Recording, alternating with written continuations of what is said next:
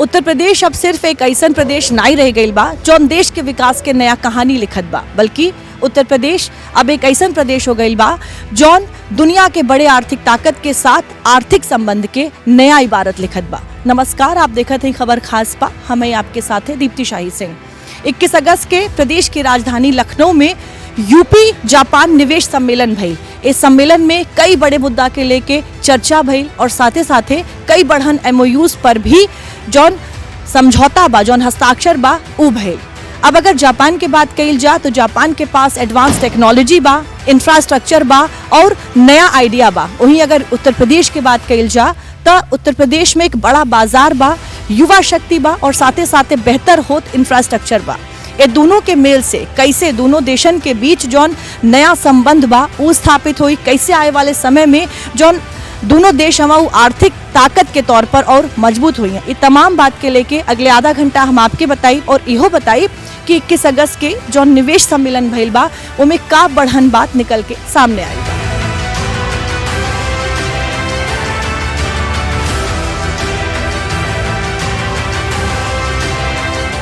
उत्तर प्रदेश उ प्रदेश जौन कबो सिर्फ आबादी खातिर जानल जात रहल, आज उहे उत्तर प्रदेश देश और दुनिया के बड़ा निवेशकन खातिर नई उम्मीद बनल जात बा।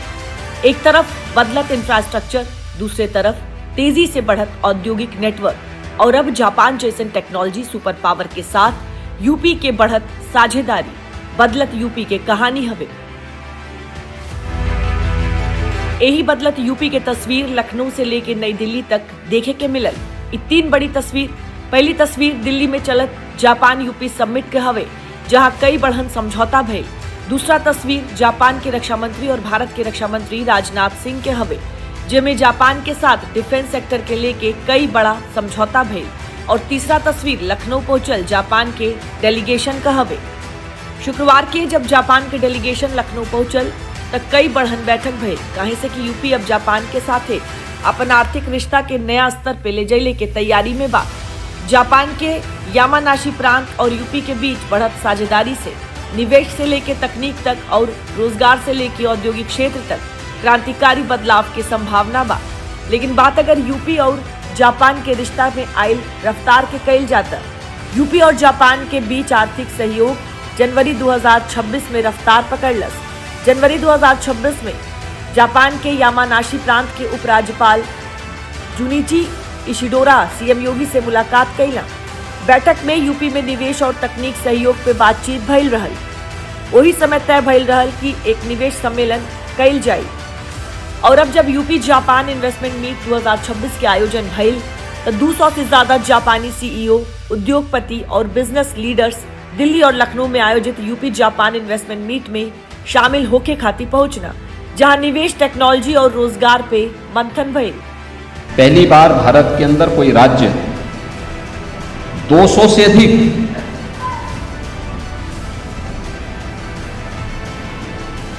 फॉरेन इन्वेस्टर, इंडस्ट्री लीडर और इंडस्ट्री CEOs को एक साथ बुलाने में सफल हुआ है, और वह भी जापान जैसे देश की जिसने अपनी टेक्नोलॉजी के लिए, अपने रिसर्च के लिए दुनिया के अंदर अपनी एक पहचान बनाई है। उससे जुड़े हुए सभी CEOs, सभी इंडस्ट्री लीडर्स ये दिल्ली पहुंचे थे। सबसे बड़ी बात ये बा कि इन्वेस्टमेंट मीट में जापानी कंपनी के साथ सिर्फ व्यापक चर्चा ही नहीं भइल, बल्कि जापानी कंपनी यूपी में करोड़ों रुपया के प्रोजेक्ट का भी रास्ता साफ कर दिया बा। यूपी जापान इन्वेस्टमेंट मीट के सबसे बड़न उपलब्धि के बात कही जा तो यमुना एक्सप्रेसवे औद्योगिक विकास प्राधिकरण में जापान समर्थित 2 बढ़न प्रोजेक्ट के वर्चुअल ग्राउंड ब्रेकिंग भइल। एस्कॉर्ट्स कुबोटा और मिंडा कॉर्पोरेशन के परियोजना के कुल कीमत 3191 करोड़ रुपए हवे। और खास बात ही बाकी ईडा क्षेत्र में लगे वाले ए मेगा इकाई से राज्य में 10,000 से ज्यादा रोजगार के अवसर बनने के उम्मीद बा। एकरे अलावा यामानाशी के MSME कंपनी खातिर यूपी में निवेश खातिर 600 करोड़ रुपया के फंड भी घोषित कइल गइल बा, जो दिखावेला कि जापान के भरोसा अब सिर्फ बातचीत तक नहीं बा, बल्कि निवेश और इंडस्ट्री तक पहुंच चुकल बा।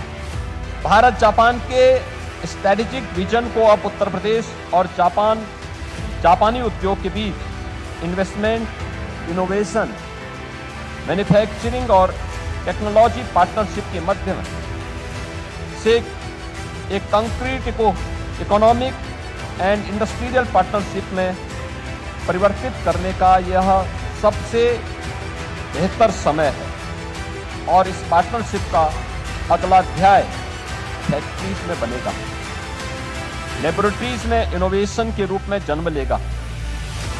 हमारे यूनिवर्सिटीज में इसका टैलेंट तैयार होगा और ग्लोबल सप्लाई चेन के माध्यम से यह दुनिया तक पहुंचेगा। यूपी के युवाओं को जापानीज मैन्युफैक्चरिंग कल्चर से जोड़ना हमारी प्राथमिकता है। जापान की मैन्युफैक्चरिंग एक्सीलेंस और यूपी की यंग फोर्स से एक नया स्किल इकोसिस्टम तैयार हो सकता है। दरअसल यूपी जापान इन्वेस्टमेंट मीट 2026 सिर्फ एक निवेश सम्मेलन नहीं हवे, बल्कि यूपी और जापान के बीच रिश्ता के नया औद्योगिक मुकाम तक ले जाने की कोशिश हवे। 18 से 23 अगस्त तक चलल एक कार्यक्रम में नई दिल्ली से लेकर लखनऊ, ग्रेटर नोएडा, आगरा और वाराणसी तक कई स्तर पर बैठक भइल, कई सीईओ राउंड टेबल भइल, तक कहीं B2B और G2B बैठक आयोजित कल गई, जहां जापानी कंपनी के यूपी के इंफ्रास्ट्रक्चर दिखावल गई, नीति के जानकारी देवल गई और निवेश खातिर तैयार जमीन के भरोसा दिलावल गई। नई दिल्ली में जब जापानी उद्योगपति के जमावड़ा लगल तो चर्चा सिर्फ निवेश के नहीं भई, मैन्युफैक्चरिंग से लेके ग्रीन एनर्जी तक, सेमीकंडक्टर से लेके डिजिटल इंफ्रास्ट्रक्चर तक, स्किल डेवलपमेंट से लेके टूरिज्म तक, हर सेक्टर में यूपी के संभावना पर बातचीत भई। 200 से ज्यादा जापानी कारोबारी प्रतिनिधि के मौजूदगी साफ कर दियलस कि जापान अब यूपी में बढ़न निवेश कैले के तैयारी में हवे, काहे से कि यूपी के पास बढ़न बाजार बा, सबसे ज्यादा युवा आबादी और बेहतर लॉ एंड ऑर्डर के साथ यूपी में बेहतर कनेक्टिविटी भी हवे, जहां औद्योगिक इकोसिस्टम के अपार संभावना बाटे। अगर बात प्रदेश में जापानी कंपनी के निवेश के कइल जा तो जापानी कंपनी यूपी में कई अहम सेक्टर में निवेश के संभावना तलाशत बा। इनमें कृषि उपकरण, औद्योगिक मशीनरी, जल एवं पर्यावरण, तकनीक, ऑटोमोबाइल और इलेक्ट्रॉनिक जैसा सेक्टर शामिल हवे। एकरे अलावा सेमीकंडक्टर, आर्टिफिशियल इंटेलिजेंस यानी AI और हॉस्पिटैलिटी एवं रियल एस्टेट भी जापानी निवेश के संभावित क्षेत्र हवे। यामाची और उत्तर प्रदेश के बीच ये जो साझेदारी है, इससे बड़े पैमाने पे निवेश आएगा, ढेर सारे लोगों को रोजगार और व्यापार के अवसर मिलेंगे। उत्तर प्रदेश में मैन्युफैक्चरिंग के लिए जो सुविधाएं माननीय मुख्यमंत्री योगी आदित्यनाथ जी के नेतृत्व में दी गई हैं, जिस प्रकार से वहाँ के युवा युवतियों का हुनर है, स्किल है, टैलेंट है, और जिस प्रकार से कानून व्यवस्था एकदम बढ़िया बनाकर इंफ्रास्ट्रक्चर क्रिएट करके एक परफेक्ट डेस्टिनेशन फॉर इन्वेस्टमेंट बना है, मुझे पूरा विश्वास है कि आने वाले दिनों में जापान का निवेश बड़े पैमाने पर उत्तर प्रदेश में आएगा, भारत में आएगा। दरअसल जब से यूपी के बागडोर सीएम योगी संभलने हवा, तब्बे से योगी सरकार के फोकस प्रदेश के इंडस्ट्रियल हब बनैले के हवे। पिछले एक दशक में लगातार ए रणनीति पे काम भइल बा और अब जब जापानी कंपनी में यूपी में बड़े पैमाना पे निवेश की इच्छा जतैले बा, तो योगी सरकार साफ कर दिले बाना कि जापान के निवेश के सिर्फ फैक्ट्री लगेले तक सीमित नहीं रखल जाए, बल्कि एमे जापानी टेक्नोलॉजी, भारतीय टैलेंट और यूपी के बढ़न बाजार के भी एक साथ जोड़ल जाए। जापान की अपनी स्ट्रेंथ है, self discipline, precision, quality, team work और इनोवेशन। भारत की अपनी स्ट्रेंथ है यंग वर्कफोर्स, युवा शक्ति, हमारी प्रतिभा, हमारी विविधता, हमारी सृजनात्मकता और साथ लेकर के चलने की भावना। मेरा विश्वास है कि जब जापान की स्ट्रेंथ और भारत की स्ट्रेंथ साथ आएगी तो केवल दोनों देशों के बच्चों का भविष्य ही बेहतर नहीं होगा, अभी तो ग्लोबल स्टेज पर नई संभावनाओं के द्वार भी इसके माध्यम से खुलेंगे। आज आप केवल एक स्टूडेंट हैं, लेकिन आने वाले वर्षों में आप साइंटिस्ट होंगे, टेक्नोक्रेट होंगे, आर्टिस्ट होंगे, स्पोर्ट्स चैंपियन होंगे, पॉलिसी मेकर या ग्लोबल लीडर बनेंगे। यानी जहां एक तरफ जापान अपन तकनीक और औद्योगिक अनुशासन के साथ आगे बढ़ी, वहीं दूसरी तरफ उत्तर प्रदेश के पास बढ़न बाजार और युवा मानव संसाधन तेजी से विकसित होत बा, जौन एक बढ़न औद्योगिक आधार हवे। सबसे बढ़न बात बा कि नई औद्योगिक इकाई के आवे से स्थानीय स्तर पे रोजगार और छोटा कारोबार के मजबूती मिली। यही खातिर यूपी सरकार के फोकस जापानी निवेश के सीधे रोजगार वाले सेक्टर से जोड़ले के हवे, जहां युवा खातिर मौका बा। जिस प्रकार से उत्तर प्रदेश और जापान के बीच में ये मीटिंग हुई है और अकॉर्ड्स हुए हैं, उसको देख के लगता है कि उत्तर प्रदेश तेज़ी से भारत की अर्थव्यवस्था में उभर रहा है और ग्लोबल लेवल पर भी उत्तर प्रदेश की पहचान बहुत तेज़ी से बढ़ रही है। और जापान ने जिस प्रकार से अपना इंटरेस्ट शो किया है उत्तर प्रदेश की अर्थव्यवस्था में डिफरेंट सेक्टर्स में, और जिस प्रकार से 200 लोगों का एक बड़ा डेलीगेशन, जिससे बड़े जो है CEOs और व्यापारी आए हैं, निवेशक आए हैं, वो उत्तर प्रदेश की अर्थव्यवस्था को और बूस्ट देगा, इसकी ग्लोबल इमेज को और प्रगाढ़ करेगा। ऑलरेडी उत्तर प्रदेश 2023 के ग्लोबल इन्वेस्टर समिट के बाद से ग्लोबल लेवल पर तेज़ी से उभरा है। अब ऐसा लगता है कि इस सम्मेलन के बाद उत्तर प्रदेश की छवि और निकलेगी। $1 ट्रिलियन की तरफ अब हम तेज़ी से आगे बढ़ सकते हैं। उत्तर प्रदेश की अगर बात कइल जा तो बीते कुछ साल में उत्तर प्रदेश के जौन तस्वीर बा वो बदल चुकल बा। अब उत्तर प्रदेश में निवेश होत बा, रोजगार मिलत बा और जौन इंफ्रास्ट्रक्चर बा वो मजबूत भइल बा। अब यही कड़ी में जौन तरह से यूपी और जापान निवेश सम्मेलन भइल बा, उससे उम्मीद कइल जात बा कि आए वाले समय में उत्तर प्रदेश में रोजगार के, निवेश के और कई जौन आयाम बाड़ा वो नजर आई हैं। जौन तरीके से उत्तर प्रदेश में बदलाव भइल बा, आज सिर्फ देश ही नहीं दुनिया के जौन नजर बा वो उत्तर प्रदेश पे बा। उत्तर प्रदेश के एक नई संभावना के तौर पर, एक नई उम्मीद के तौर पर देखल जात बा। यूपी के CM योगी आदित्यनाथ के $1 ट्रिलियन इकोनॉमी बनैले के जौन सपना बा यूपी का, ए तरह के जब सम्मेलन हुई तो उमें जौन सशक्तिकरण बा वो मिली यूपी के, और सिर्फ यूपी के ही नहीं देश के भी 2047 तक जौन विकसित राष्ट्र बनैले के सपना बा, वो सपना में भी कहीं न कहीं उत्तर प्रदेश आपन बढ़न योगदान देत बा। अब बात और निवेश के, जिसमें यूपी जापान इन्वेस्टमेंट मीट के सबसे बढ़न कामयाबी देहलस। सबसे बढ़न बात ईडा के सेक्टर 10 में लगे वाले एस्कॉर्ट कुबोटा परियोजना के। एस्कॉर्ट कुबोटा के परियोजना में कंपनी करीब 2025 करोड़ रुपया के निवेश करी। यहाँ ट्रैक्टर और कंस्ट्रक्शन इक्विपमेंट से जुड़ल उत्पाद के निर्माण हुई। ये परियोजना से 3800 से ज्यादा लोगन के रोजगार मिलने की उम्मीद बाटे। वही मिंडा कॉर्पोरेशन ईडा के सेक्टर 10 और सेक्टर 24 में 2 परियोजना लगाई जाई। ये दोनों परियोजना में कुल 1166 करोड़ रुपया के निवेश प्रस्तावित हवे और करीब 6440 रोजगार के अवसर बनने की संभावना हवे। यानी ये दोनों निवेशन के मिला के कुल 3191 करोड़ रुपया के निवेश हवे, जिसमें राज्य में 10,000 से अधिक युवा खातिर रोजगार के नया द्वार खुली। लेकिन यूपी जापान पार्टनरशिप के कहानी सिर्फ ई2 प्रोजेक्ट तक सीमित नहीं हवे। प्रदेश सरकार ईडा क्षेत्र में करीब 500 एकड़ में अपन सिटी विकसित कैले की योजना भी सामने रख ले बा। करीब 500 एकड़ जमीन में लगभग 3000 करोड़ रुपया के लागत से जापानी सिटी विकसित कैले जाए के योजना बा।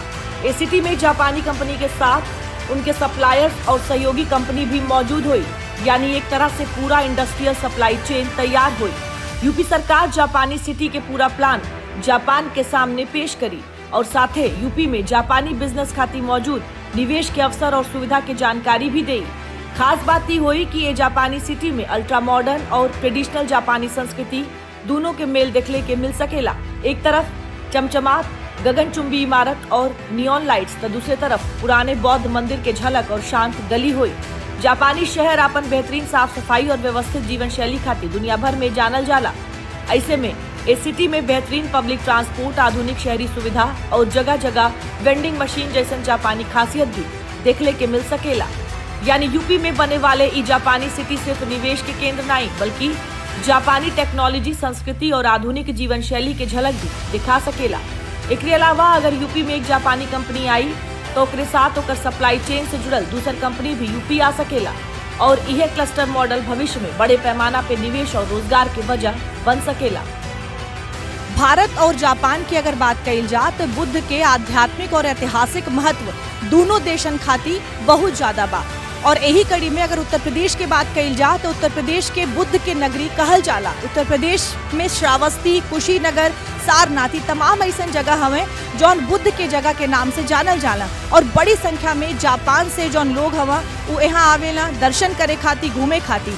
और यही के देखत आए वाले समय में दोनों देशन के बीच ई जौन धार्मिक पर्यटन वाला क्षेत्र है ओके मजबूत कैले के भी कई जौन बातचीत बा उ भइल बा। जब जापान से लोग यहाँ आई हैं जाहिर तौर पर जौन रोजगार बा उ लोगन खाती बढ़ी, जौन निवेश बा उ वहाँ से सामने आई। कैसे जब जापान के लोग यहाँ पहुँचे तो जौन तमाम व्यवस्था बा ओके बेहतर बनायल जा सके ताकि भारत खाती जौन एक नया उम्मीद बा, उत्तर प्रदेश खाती जौन नया संभावना बा उ तलाशल जा सके। यानी आए वाले समय में दोनों देशन के बीच जौन धार्मिक पर्यटन से जुड़ल मुद्दा हवे उहो मजबूत कैले के कोशिश कैल गई बा। और सिर्फ इतना ही नहीं, वेलनेस टूरिज्म के लेकर भी जौन बातचीत बा उ भइल बा। जापान से बड़ी संख्या में लोग उत्तर प्रदेश आवेला, भारत आवेला योगा सीखे खातिर, योगा से जुड़ल, मेडिटेशन से जुड़ल कई ऐसा कोर्स हवे जौन वहाँ के लोग करे ना, एके लेके भी जौन बातचीत बा उ भइल बा।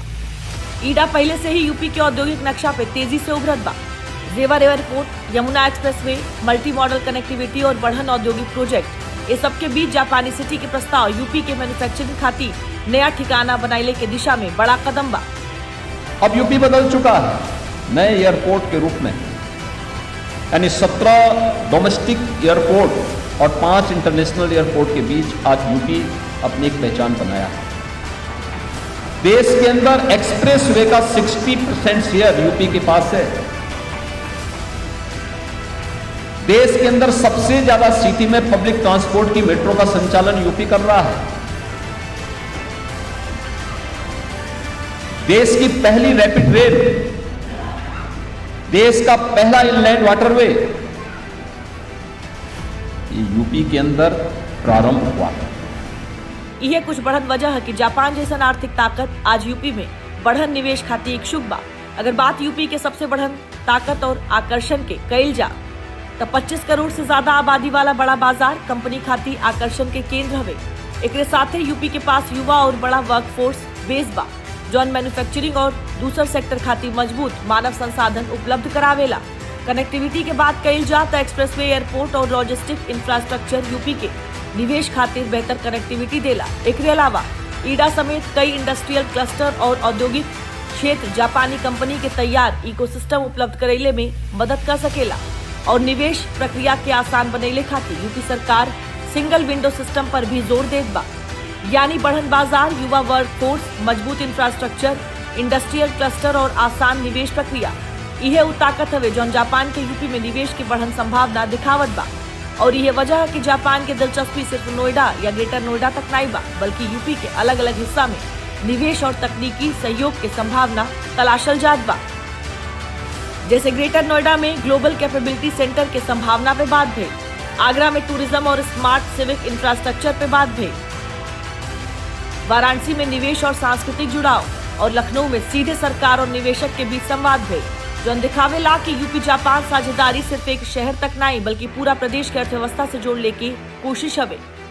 और जापान के रिश्ते बहुत तेज़ी से मजबूत हो रहे हैं, पहले से मजबूत रहे हैं, सांस्कृतिक कारणों से, आर्थिक कारणों से अब ये संबंध और मजबूत हो रहे हैं। क्योंकि जिस प्रकार से जापान और उत्तर प्रदेश का सम्मेलन 5 दिन का सफलतापूर्वक आगे बढ़ रहा है और जिस प्रकार से भारत और जापान के रक्षा मंत्रियों के बीच बातचीत हुई है, एक सफल चर्चा हुई है, उससे जो है ऐसा लगता है कि सामरिक के साथ साथ आर्थिक क्षेत्रों में और कल्चरल के क्षेत्रों में, नवाचार के क्षेत्रों में, रिसर्च के क्षेत्र में ये संबंध और तेजी से आगे प्रगाढ़ हो रहे हैं।